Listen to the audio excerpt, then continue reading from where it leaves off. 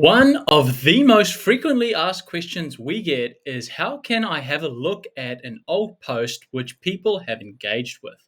And the way in which you do that is by logging into the Meta Business Suite here on Facebook, and then we want to navigate over to the planner section.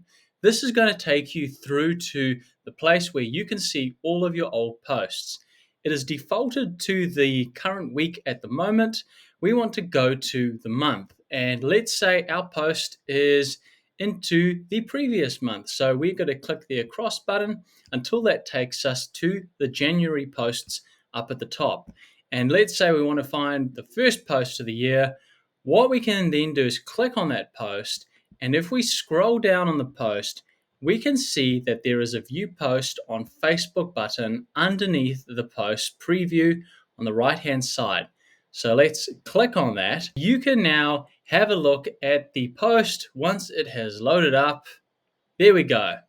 This is what the post looks like, and this is how you can see the past engagement by scrolling down to the bottom.